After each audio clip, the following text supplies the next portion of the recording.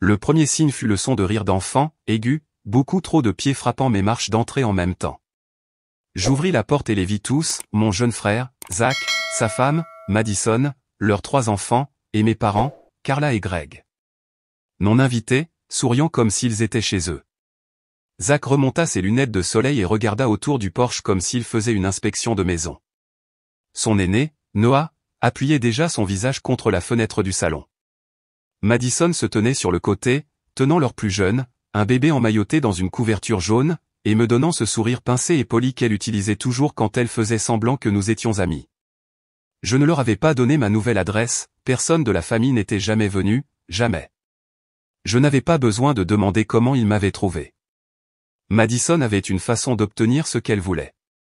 Carla entra la première, sans attendre la permission. « Regarde cet endroit, dit-elle. Rachel, tu t'en es vraiment bien sortie. » Cela ne ressemblait pas à un compliment, cela ressemblait à un inventaire. Greg hocha la tête derrière elle, silencieux comme toujours. Zach les suivit, sans me regarder. Les enfants se dispersèrent, choisissant déjà les pièces des yeux. Madison entra la dernière, berçant le bébé et me regardant droit dans les yeux. « C'est juste magnifique, dit-elle. Grand aussi. » C'est à ce moment-là que j'ai su que ce n'était pas une visite, c'était un plan. Et d'une manière ou d'une autre, j'étais la seule à ne pas avoir été mise au courant. Ce n'était pas nouveau, ça n'était juste jamais arrivé chez moi auparavant. En grandissant, le salon était le royaume de Zach. 3 ans plus jeune que moi, mais toujours plus bruyant, toujours plus désordonné, toujours pardonné. Il a cassé la télécommande de la télévision une fois, en la lançant sur ma tête. J'ai été privé de sortie pour avoir crié. Maman, Carla, a dit que j'étais trop sensible. Papa, Greg, regardait simplement par la fenêtre comme s'il ne pouvait entendre aucun de nous. Quand j'ai eu 11 ans, j'ai commencé à faire la lessive. À 13 ans, je préparais les déjeuners pour nous 2 le matin, posant son sac à dos près de la porte pour qu'il ne l'oublie pas. Si je ne le faisais pas, maman me grondait de ne pas aider la famille.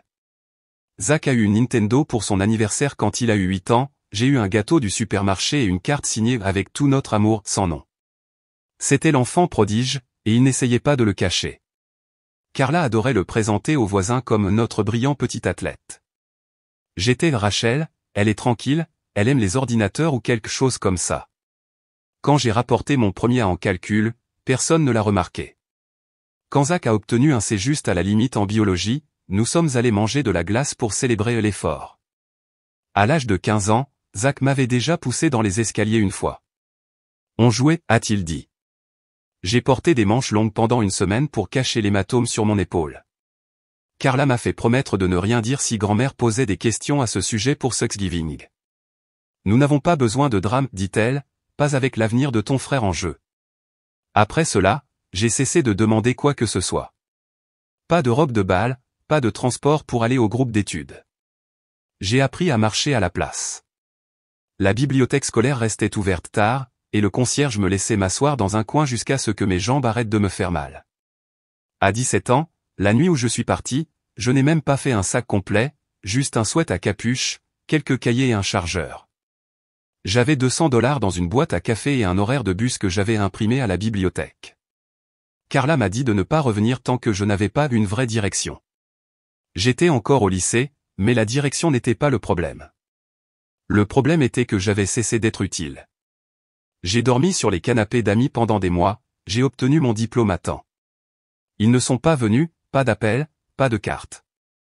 Je me suis dit que c'était mieux ainsi, les coupures nettes guérissent plus vite. Après cela, je ne suis jamais revenu pour les fêtes, pas de barbecue du 4 juillet, pas de chaussettes de Noël. S'ils l'ont remarqué, ils n'ont rien dit. Ou peut-être qu'ils aimaient mieux avec une place de moins à table. Zach s'est marié à 22 ans. Je n'étais pas invité. J'ai vu des photos postées en ligne, Maddy dans une robe en dentelle blanche, souriant largement, Zach à côté d'elle avec son bras autour de sa taille comme s'il n'avait jamais fait de mal de sa vie. Ils ont eu leur premier enfant 1 an plus tard, le second juste après. À ce moment-là, ils avaient déjà emménagé chez mes parents, parce que la garde des enfants était plus facile ainsi. Carla les chérissait, postait des photos hebdomadaires, 3 générations sous un même toit. Je n'étais sur aucune d'elles. À partir de ce moment-là, j'étais ce qu'il m'appelait à huis clos, celle qui était partie, celle qui ne comprenait pas ce que signifiait la famille, celle qui avait fait son lit, alors qu'elle y dorme. Je l'avais fait, pendant des années. Mais ce n'était plus un lit qui m'inquiétait. C'étaient les fondations en dessous. Au printemps 2020, le monde s'est arrêté, tout comme mon bail. Mon travail a été le premier à disparaître. Je travaillais comme contractuel en assurance qualité pour une entreprise de logiciels de logistique. Pas d'indemnité de licenciement, juste un email standard et un dernier chèque de paie qui couvrait à peine le mois. Ma colocataire a tenu 2 semaines de plus avant de faire ses bagages et de rentrer chez ses parents dans le Michigan. Je n'avais pas cette option. L'appartement que nous louions était trop cher pour moi seul. J'ai vendu la plupart de ce que j'avais, un meuble, moniteur, un miroir pleine longueur que j'aimais juste pour payer le loyer du dernier mois. Puis j'ai arrêté de dormir à l'intérieur. Il ne restait plus grand-chose à quoi s'accrocher. Ce que j'avais, c'était mon camion, un vieux Ford argenté délabré avec plus de bosses que de peinture, et une caravane que j'avais achetée d'occasion sur un coup de tête 3 ans plus tôt. 1200$ en espèces, j'avais toujours le reçu. Je m'étais dit que je pourrais aller camper un jour. Je ne l'ai jamais fait. Au lieu de cela, j'ai boulonné la caravane sur la benne du camion, j'ai balayé la poussière et je l'ai rendue habitable. À peine. Matelas en mousse, un petit réfrigérateur et une caisse en plastique de vêtements. J'ai stationné derrière un centre commercial la première nuit. Les lampadaires clignotaient au-dessus. Un groupe d'adolescents est passé en skate après minuit, l'un d'eux a jeté une canette vide sur mon haillon. Je n'ai pas dormi, je suis juste resté allongé, les paumes à plat contre le mur intérieur, écoutant les pas. Le lendemain, j'ai appelé mes parents. Je leur ai dit la vérité, plus de travail, bail terminé, j'avais juste besoin d'une allée pour me garer pendant un certain temps. Carla n'a pas hésité. Cela ne va pas nous convenir, a-t-elle dit. Nous avons les enfants ici, c'est trop bondé. Zach a pris le téléphone ensuite.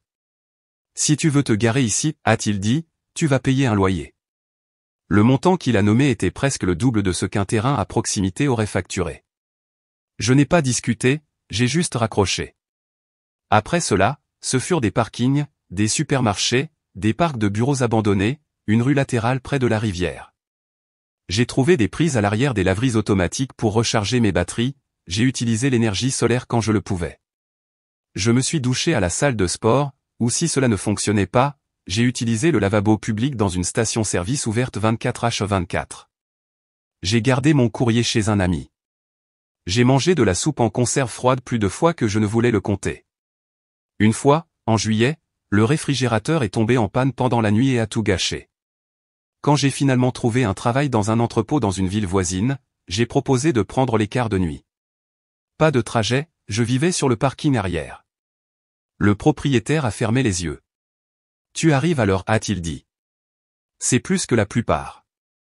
Il m'a laissé utiliser le robinet d'eau et une prise de courant près du générateur, a même dégagé de l'espace pour que je puisse détacher la caravane et conduire le camion pendant la journée. Ce n'était pas du confort, mais c'était de la stabilité, et après l'année que j'avais passée, cela comptait pour tout. 2 hivers se sont écoulés ainsi. Je n'ai jamais dit à mes parents où j'étais, je n'ai pas envoyé de nouvelles, je ne leur ai pas demandé de s'en soucier. Et ils ne l'ont pas fait. C'était environ 3 semaines après que j'ai posté une photo de ma nouvelle maison. Juste les marches du porche, ma main tenant les clés, pas de légende, juste un seul mot, chez moi. Je n'avais donné l'adresse à personne, mais un soir, juste après avoir fini d'installer ma caravane dans le jardin en moitié habitude, moitié assurance, j'ai entendu frapper. Puis encore. Puis la porte s'est ouverte sans m'attendre. Ils sont entrés comme si c'était une journée portes ouvertes le dimanche. Carla d'abord, bien sûr, avec une boîte Tupperware de quelque chose qu'elle prétendait être pour moi. Madison ensuite, portant son bébé et inspectant la cuisine comme si elle planifiait déjà où accrocher des photos. Zach a suivi, pointant les plafonds, les plaintes. Les enfants ont couru devant lui. Greg s'est attardé près de la porte d'entrée, tenant sa veste comme s'il ne savait pas combien de temps il resterait. C'est magnifique, Rachel, a dit Carla. Tu t'en es vraiment bien sortie pour quelqu'un toute seule. Je n'ai pas répondu. Je n'en avais pas besoin. Madison allait de pièce en pièce, commentant la disposition. 3 chambres, c'est tellement généreux. Honnêtement, c'est plus grand que ce à quoi je m'attendais. Presque plus que ce dont une personne aurait jamais besoin. Zach était plus silencieux, mais ses yeux ne cessaient de bouger. Plus près de mon travail que je ne le pensais, a-t-il dit une fois, comme s'il parlait à lui-même. Je me tenais dans le couloir, dos au mur, les regardant se déplacer dans mon espace. Les pièces n'étaient pas grandes, les planchers grinçaient encore. Je n'avais pas encore accroché de photos. Mais c'était le mien. Ils n'ont pas demandé à voir la maison. Ils n'ont pas demandé s'ils pouvaient entrer. Ils se sont simplement déplacés comme s'ils appartenaient déjà à l'endroit. Quand Zach s'est finalement tourné vers moi, ses mains étaient dans ses poches et sa voix était trop désinvolte. « Tu as une minute ?» a-t-il demandé. Les autres sont sortis trop rapidement, Carla rassemblant les enfants, Madison tenant toujours le bébé, fredonnant à voix basse. Greg m'a regardé une fois avant de se détourner. J'ai suivi Zach dans la cuisine. Il s'est appuyé contre le comptoir comme si c'était le sien. « Cet endroit » a-t-il dit. C'est vraiment quelque chose. Mais, tu sais, c'est trop, n'est-ce pas? Il a fait une pause, m'a regardé, puis a continué. Je veux dire, tu as déjà la caravane. Tu sais vivre léger. Et nous avons le bébé, et un autre en route, en plus c'est à 15 minutes de mon travail. Alors, je pensais, Maddy et moi, les enfants, on pourrait emménager ici. Juste le temps de se remettre sur pied. Tu pourrais réinstaller la caravane dans le jardin, comme avant. Tu as l'habitude.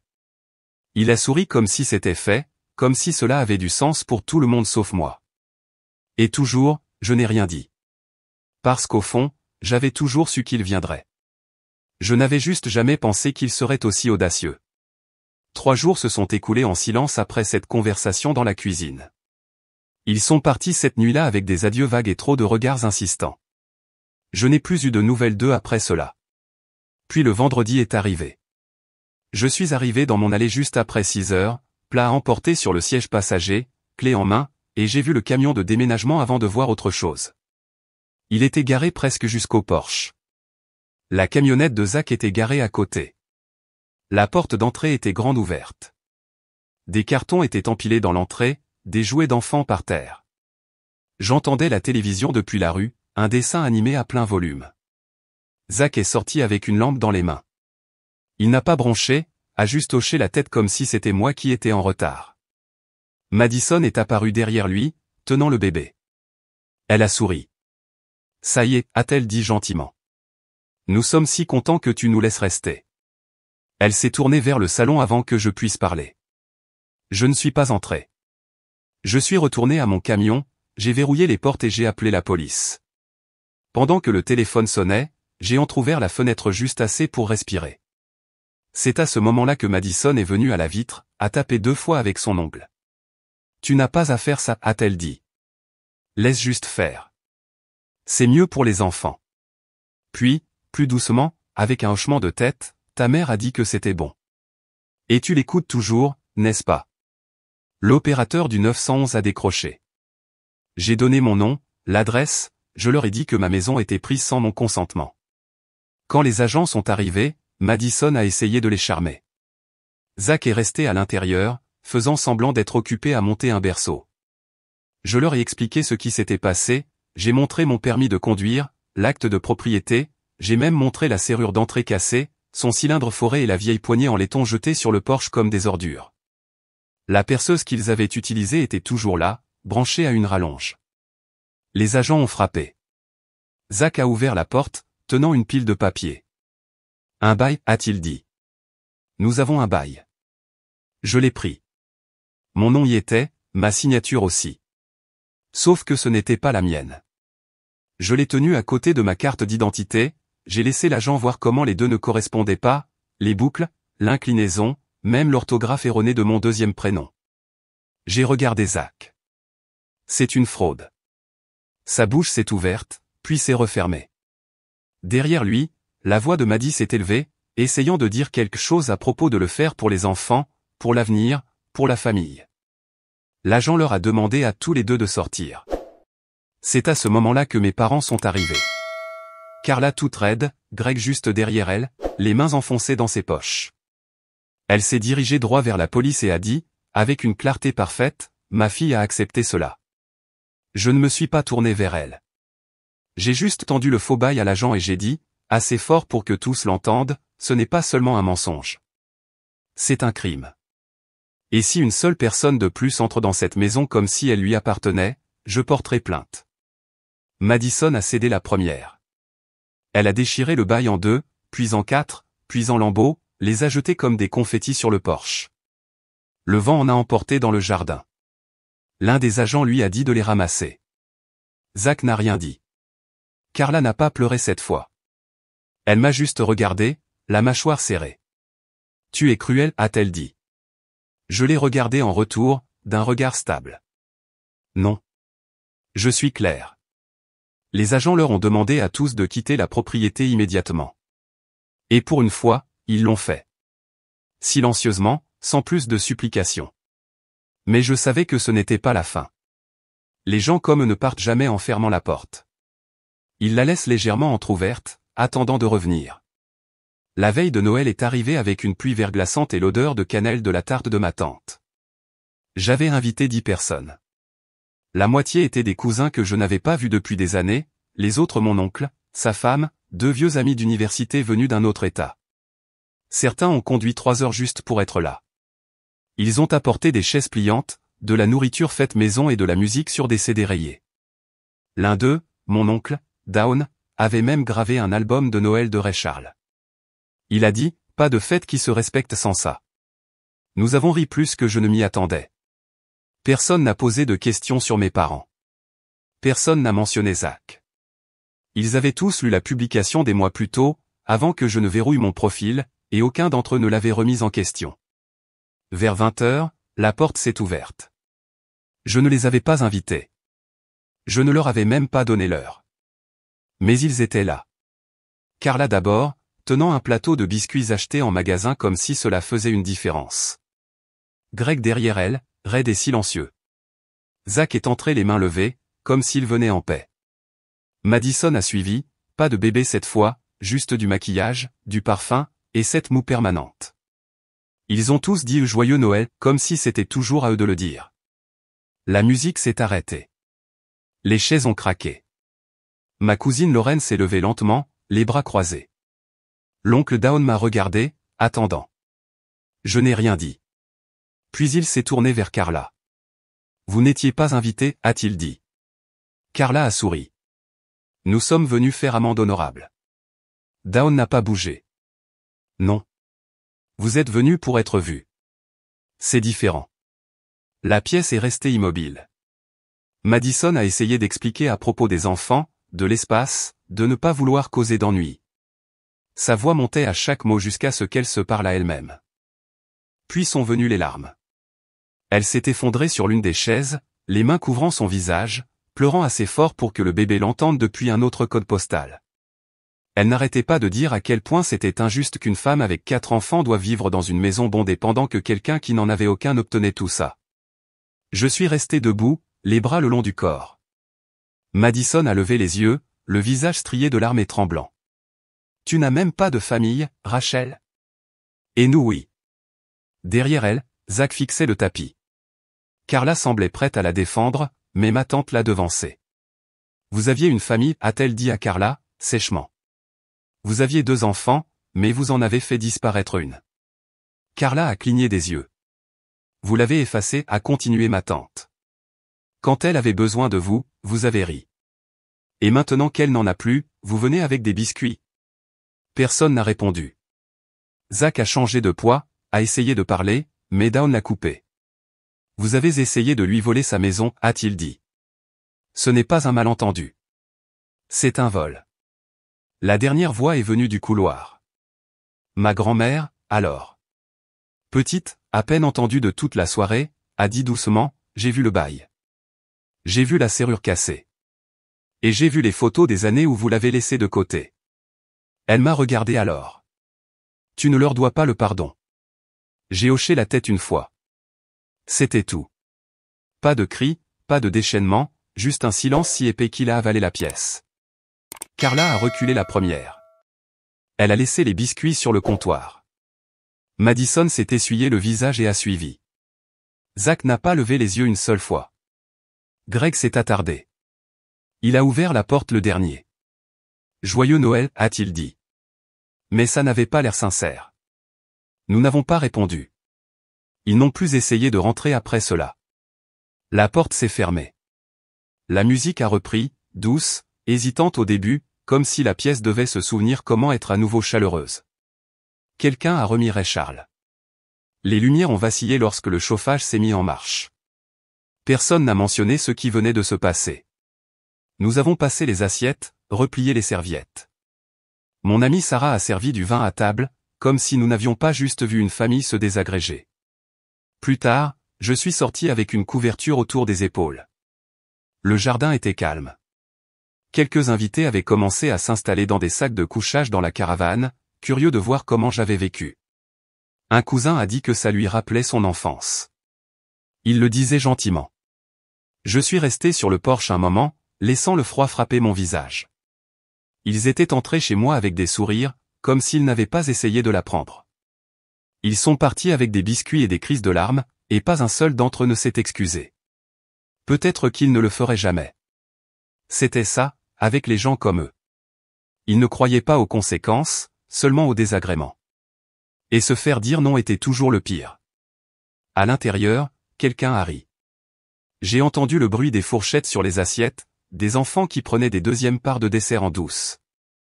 Le genre de bruit normal que je n'avais jamais entendu chez mes parents, sauf si c'était Zach qui était célébré. Je ne suis pas rentré tout de suite. Je suis juste resté sur le porche, j'ai serré la couverture et je l'ai dit doucement, à voix haute, à personne. J'étais là. Ils ne me voyaient juste pas. Le matin de Noël est arrivé calmement. La maison sentait toujours la cannelle et le café. Quelqu'un avait déjà commencé une deuxième cafetière. J'ai enjambé des couvertures pliées, des verres à vin vides, une assiette de tarte à moitié finie. Le genre de désordre qui signifiait que les gens se sentaient en sécurité ici. Dehors, le givre recouvrait le camion. La caravane se trouvait juste au-delà de la clôture, pâle dans la lumière hivernale. Une cousine avait dormi là-bas. Elle avait laissé le rideau à moitié ouvert, et je pouvais voir une couette pliée sur la banquette, propre, respectueuse. J'ai fait le tour du jardin latéral, j'ai passé la main sur le revêtement en aluminium. La même caravane à l'intérieur de laquelle j'avais un jour pleuré, les dents serrées, chuchotant que je ne supplierais plus jamais. Je ne l'ai pas fait. Je suis passé à l'endroit où Zach avait garé le camion de déménagement, l'herbe encore morte à la forme de ses pneus. Une seule attache zip gisait dans la terre, probablement d'un des cartons qu'il n'avait jamais déballé. Rien de volé, rien de cassé. Juste un plan qui a échoué. Avant de rentrer, je me suis arrêté au porche. La lumière extérieure était toujours allumée. Je ne l'avais pas éteinte. Il disait que je n'avais pas de famille.